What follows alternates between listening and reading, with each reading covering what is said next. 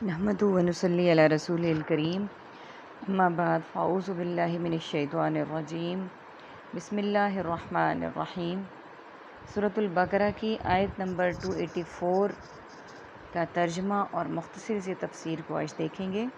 तर्जमा करवाने से पहले आपको बताना चाहूँगी, आपके सामने मौजूद है सूरह बकरा की आयत नंबर 284 और ये 3 कलर्स में मौजूद है। तर्जमा याद करने के लिए बहुत आसान तरीका है। ये 3 कलर्स यूज़ हुए हैं इसमें ये भी आपको इन्फॉर्मेशन देना चाहूँगी कि ब्लैक कलर में जो वर्ड्स यूज़ हुए हैं ये 65% हैं। कुरान पाक में 65% वर्ड्स ये वाले यूज़ हुए हैं जिनको हमने यहाँ पे ब्लैक कलर में शो किया है। ब्लैक कलर रिप्रेजेंट करता है कि इसमें 65% अरबिक में कुरान पाक में वो वर्ड्स हैं जो कि उर्दू में किसी न किसी लिहाज से रिपीट होते हैं, रिजेंबल करते हैं और वो हम किसी न किसी तरीके से उर्दू में यूज़ करते हैं। ये याद करने हमारे लिए बहुत ज़्यादा आसान है। ब्लू कलर रिप्रेजेंट करता है रिपीटेड वर्ड को, जो वर्ड्स कुरान पाक में बहुत दफ़ा रिपीट हो रहे हैं। और रेड कलर वो हैं, ब्लू कलर के वर्ड्स हैं हमारे पास 20% और बाकी पीछे रेड कलर या पिंक आप उसको कह लें, ये वो वर्ड्स हैं जो स्पेसिफ़िक अरबिक के वर्ड्स हैं, न्यू हैं। अब ये देखिए कि हमारे लिए कितनी अल्लाह सुब्हानहू तआला ने आसानी पैदा कर दी इसमें कि 65% तो हम उर्दू में यूज़ करते हैं, हम किसी न किसी तरीके से रिजेंबल करके हमें वो याद हो जाएंगे। ब्लू फिर 20% वो भी हम ज़ाहिर है रिपीट कर रहे हैं अल्हम्दुलिल्लाह कुरान पाक में बार बार, वो भी आसानी से याद हो जाएंगे।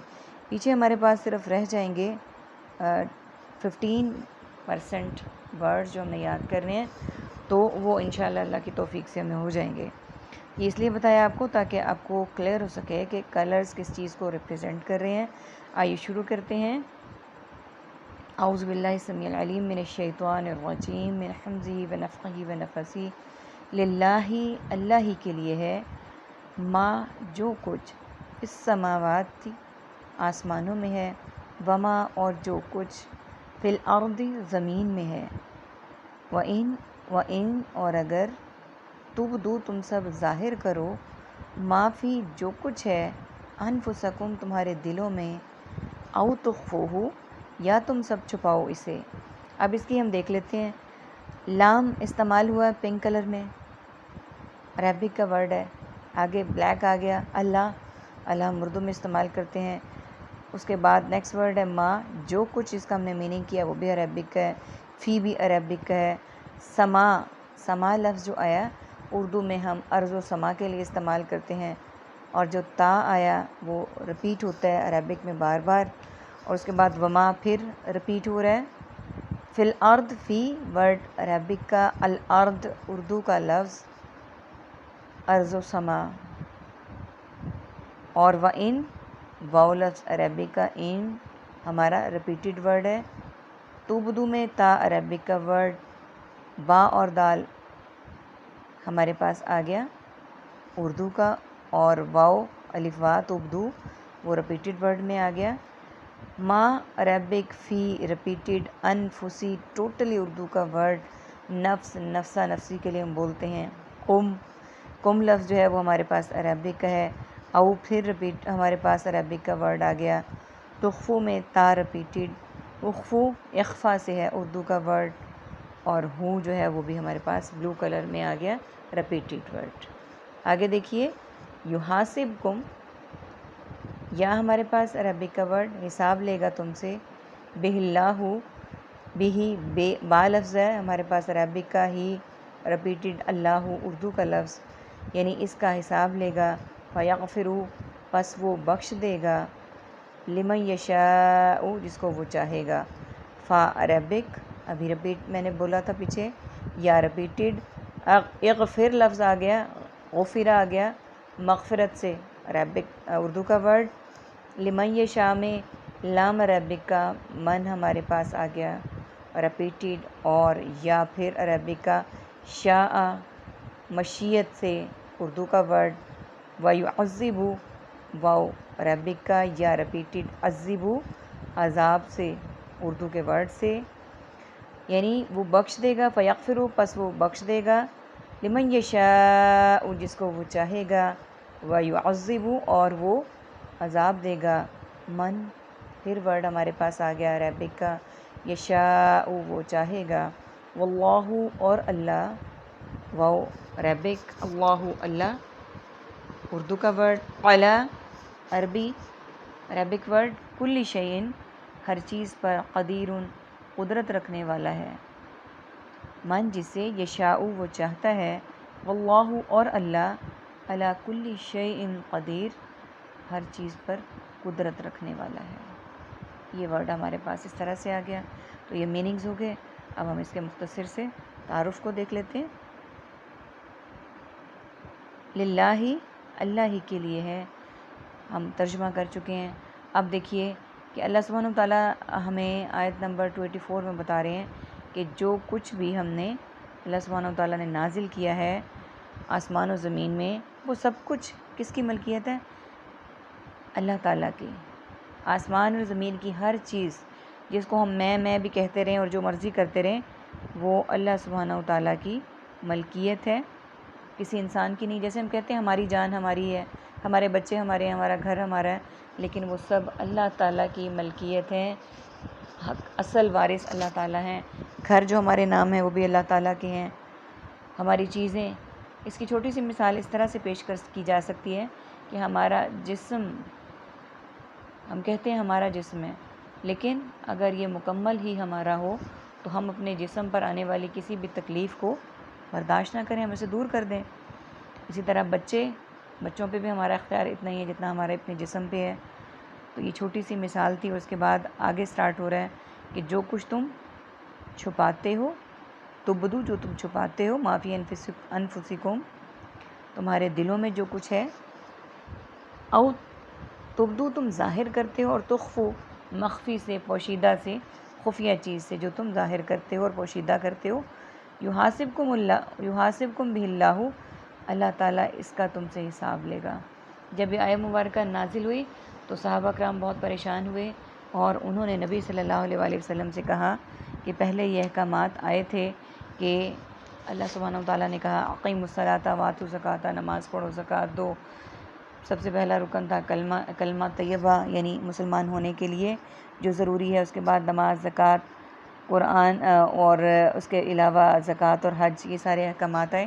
تو یہ سب ہم صحابہ کرام نے کہا ہم ان پر عمل کرتے تھے، لیکن یہ چیز ہمارے اختیار میں نہیں ہے جو اب آئی ہے، کہ جو تم خیالات تمہارے دلوں میں خفیہ مخفی طور پر یا ظاہراً آتے ہیں، اس پہ بھی تم اللہ سبحانہ وتعالیٰ کے آگے جواب دے ہوگے، یا اس کا بھی جواب دینا پڑے گا۔ تو وہ بہت پریشان ہو گئے۔ تو آپ صلی اللہ علیہ وآلہ وسلم نے فرمایا اتريدون ان تقولوا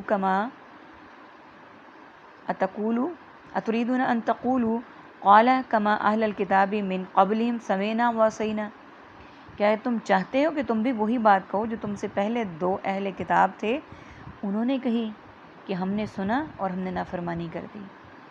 یعنی اس بات سے اللہ سبحانہ وتعالیٰ نے صحابہ کرام کے مرتبے کو بہت بلند کرنا تھا، اور انہوں نے اس طرح سے بلند کیا کہ ہم نے پہلے لوگوں کی باتوں کو دہرانا نہیں ہے، بلکہ یہ کرنا ہے کہ جو حکم آ گیا اس پہ صرف اپنا سر اطاعت سے جھکا دینا ہے، اور صرف یہ کہنا ہے سمعنا واطعنا، ہم نے سنا اور ہم نے مان لیا، اطاعت کر لی۔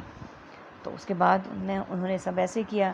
اب یہاں پہ جو ہے وسوسے ڈالنا، اب وسوسے اور خیالات کی دو کیٹیگریز ہیں، وہ اچھے بھی ہو سکتے ہیں اور برے بھی ہو سکتے ہیں۔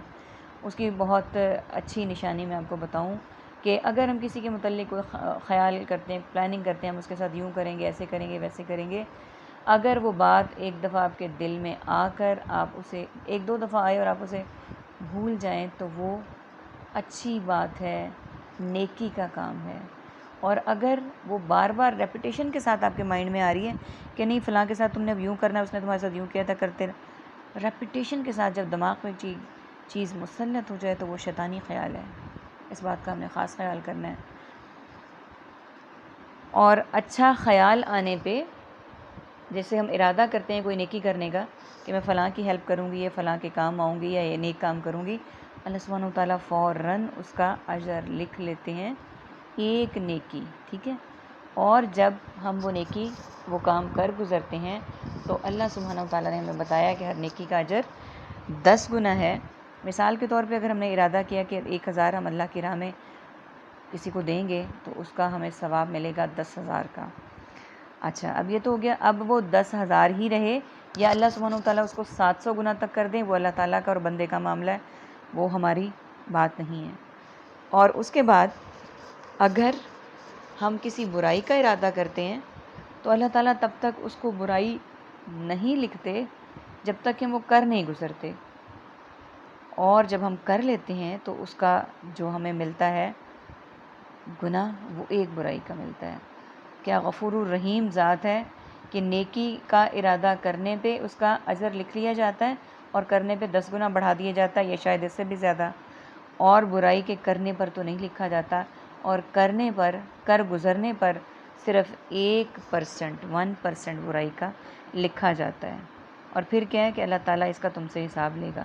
ظاہر ہے جب اللہ سبحانہ و تعالیٰ اتنی زیادہ عنایات کریں گے تو جواب دہ بھی تو ہوں گے نا، ہم اپنے آپ پہ محاسبہ بھی تو کریں گے نا۔ پھر جسے چاہے بخشے، جسے چاہے سزا دے، اور اللہ ہر چیز پر قادر ہے۔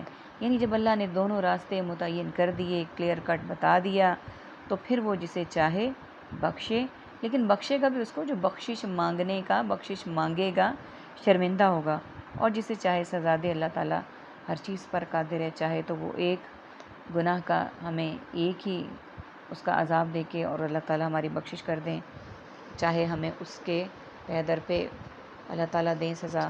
انما الاعمال بالنیات، ہماری نیتیں صاف ہوں گی تو اللہ تعالیٰ اس کے مطابق ہی ہمارے ساتھ کریں گے۔ اب یہ شیطانی وسوسے ہمیں جو آتے ہیں وہ شیطان کی طرف سے آتے ہیں اور بار بار آتے ہیں، اللہ تعالیٰ نے ہمیں اس کا بھی حل بتا دیا ہے۔ معوذتین پڑھیں، اعوذ باللہ من الشیطان الرجیم پڑھیں، اور باقی اور بھی اس سے ریلیٹڈ دعائیں موجود ہیں۔ اللہ سبحانہ و تعالیٰ سے دعا ہے کہ اللہ تعالیٰ ہمیں شیطانی وسوسوں سے محفوظ رکھے اور ہمیں نیک خیالات پر قدرت رکھنے والا بنائے۔ آمین ثم آمین۔ وآخر دعوانا ان الحمد للہ رب العالمین۔ سبحانک اللہم وبحمدک، نشہد ان لا الہ الا انت، نستغفرک ونتوب الیک۔ السلام علیکم ورحمۃ اللہ وبرکاتہ۔